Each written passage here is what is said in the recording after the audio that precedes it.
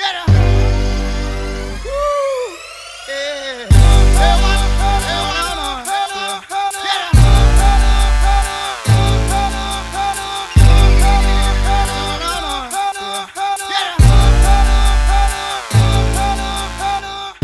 Yo, what's up? This is MisLee, and I'm here with Wicket from Renegades and JoRawk from Massive Monkeys. Today we're going to go over the battle of Nabil Keyz versus Wingzero and Issei. One of the very controversial battles that has been going on lately that a lot of people have been talking about. And it seems like a lot of people are very undecided about what's going on. What were your overall initial thoughts on the battle? Well, I think first and foremost, sorry to cut you off, brother. No worries. I think it's hard to judge a battle in isolation, especially if you're a judge and you've been there in real life and you're watching all the people that are repeating, all of the things that are happening in the battle, the momentum shifts, how people are reacting to the music, where they're at mentally in general. I think that it's a lot easier to look at a YouTube clip and just pass judgment, be able to rewind and hit play and break down the details. The judges there, they don't have that ability, right? So, and they also have a broader perspective than we do watching a single clip. So my initial thoughts was, man, this was a tough battle to judge, and I would have not liked to have been a judge that day. I think, man, do the judges have donuts or something like that? They have donuts during these? I mean, because I think, some of these rounds, I think there was some donuts stuck in somebody's button was, is it just me? It might just be me. Is it this? It might be the shirt. It might be the shirt. It might be the shirt. Might have been a malfunction. Yeah, yeah, true. Well, it's interesting because the battle was really close. We have Nabil taking 2 rounds. We have Keyz taking 1 round. And for Wingzero and Issei's side, Issei took both the rounds. So it was a very close battle, 3-2. One of those rounds was really close. And the judges had a really specific say on who they thought took that round. And I think that probably goes to round number 4, where you have Nabil going out and Wingzero responding to him. What are your thoughts about that round? If you want to, we can break it down and see what you can see. I believe Nabil, he is a straight battle. He's a battle b-boy. He comes prepared with, preparation for that type of stage where he's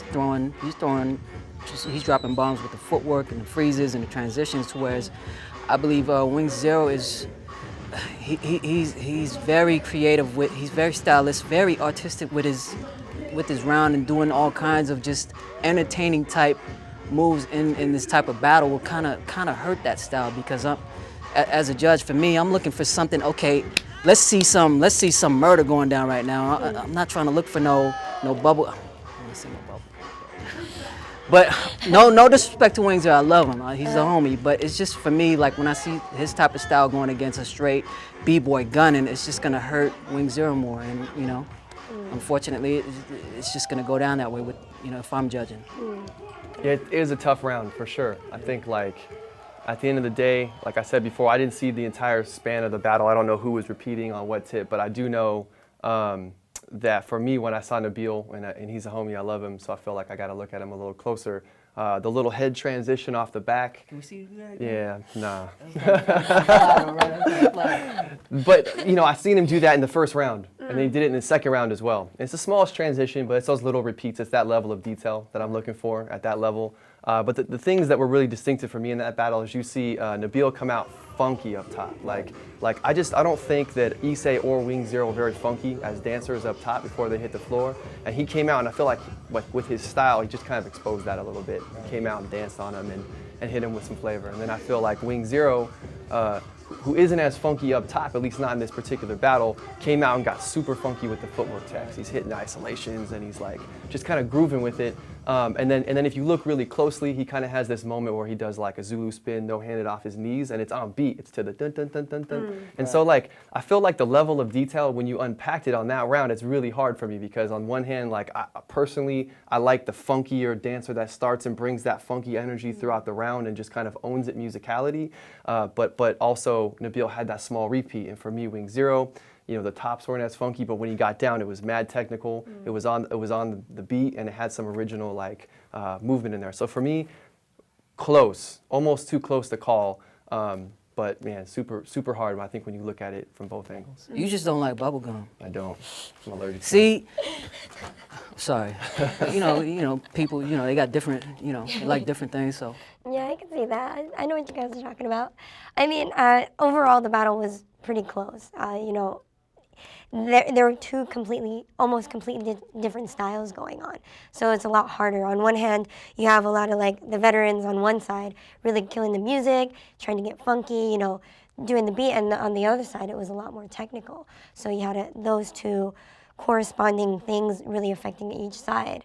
And so the only other thing that would really affect the battles would be responses. Do you think both sides were responding pretty evenly, or? Issei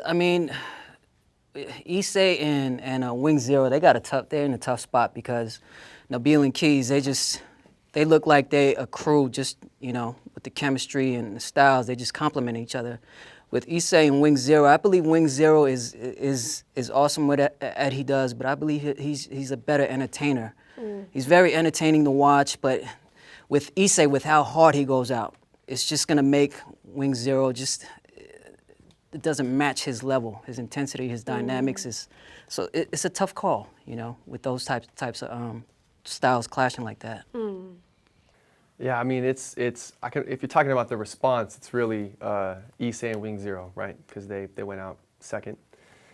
And I feel like, man, just the one thing that stands out to me is similar vein, right? It's just the level that Issei came with. It was like, and again, I don't know if he was repeating or doing some of that stuff in previous battles, but this is the finals, and the moves that he was doing, and the patterns he was throwing, and the things that he was just the bombs he was dropping for me, it was insane. I will say though that and this is again, it's a nuance, but you got to nitpick at that level when you're talking about the finals at a competition like this. I like that almost every time that Issei came out, he came out with a dope transition. So he come off with a roll off the back, pop up, boom for the first round. That type of detail, I think, is underappreciated in the scene sometimes, dance in, dance out. So I like that a lot. I already talked about the tops. I felt like he could have been a little more funkier. Ridiculously explosive. The thing for me that stood out was at that level of explosion and that level of control, even though it's crazy and this is a nitpick, when he comes down for the air chair in that first round, it's facing the wrong direction. It's not facing his competitor. And that's just, again, those are those nuances that I think that maybe in 3 years or 2 years, or shoot, at this point, two months, Issei is going to have such a command of his dance at that level that'll never happen again. But I think when you're judging, you have to look for those little tiny nuances, and for me, that was one that stuck out for me with him. And I think that's a really good point that you brought up about, during the whole entirety of the whole battle. If you can see this one battle and you can think that this person might have killed it, but if they might have used these similar moves earlier, it'll have a big effect on if they win or lose. And I know a lot of there's judges here that have been around a long time, and they judge, and their focus, the way they think about judging, is very like this. Back in the day when battles were like this, you couldn't get away with a lot of different things. And depending on the level of the battle, if it's an underground level or a lower level, you can get away with like some slips and crashes. But when it's a higher level like this, it's a lot harder. So do you think that had a big impact on the way the judges were judging this battle? I think certain judges like donuts or bubblegum. So to me, it just seemed like certain judges like donuts to me. I mean, it's obvious. So. Yeah, I mean, I'll just keep it real. Everyone's talking about it, talking around it. Yaman, I don't know Yaman. I don't know really much about him. I know that he's dope, so I've heard. So, but when I'm looking at like round 3 and round 5, just taking my opinion out of it and looking at the rest of the judges who some of them I know, respect deeply. He's the only one that's voting for the one side, right?